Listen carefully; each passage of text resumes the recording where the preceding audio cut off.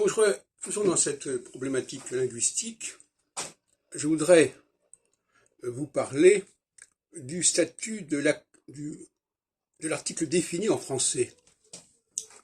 Vous savez que moi, ce qui m'intéresse, ce sont les anomalies structurelles. Là, au niveau comparatif, on ne comprend pas pourquoi en italien on a il, et en espagnol elle, et en français on a le. Et pourquoi on a au féminin en espagnol ella, et pourquoi on a la en français? Eh bien, l'explication, je l'avais trouvée il y a quelque temps, c'est que nous avons des accusatifs ici. Je la vois, je le vois. Donc, pourquoi ces accusatifs servent-ils comme nominatifs pour les articles définis? Puisque les articles définis, ce sont des nominatifs. Il y a une anomalie. Il faudrait rétablir le nominatif en français pour l'article défini.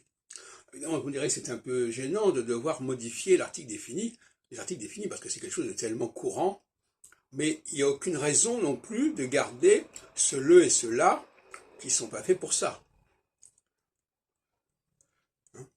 Alors je me souviens d'avoir proposé quelque chose, mais enfin en tout cas, il faut rétablir le fait que nous devons mettre une voyelle au début de l'article défini, comme ça se produit en italien et en espagnol. Vous voyez que dans les relations entre le français et les langues latines, ça va dans les deux sens. Dans certains cas, l'espagnol et l'italien peuvent nous aider à rétablir la norme de départ du français, et dans d'autres cas, c'est le français qui nous permet de rétablir certaines sonorités de l'italien et de l'espagnol qui ont disparu et qui ont été conservées en français. Les deux cas de figure se présentent. Un autre cas que je voudrais signaler en passant, c'est quand au niveau du datif, je lui parle, c'est quand même curieux de dire à propos d'une femme, je lui parle, puisque lui, c'est une expression typiquement masculine. Lui, il a dit ceci, elle a dit cela. Pourquoi tout d'un coup, quand on parle à ce moment-là, je dis je lui parle?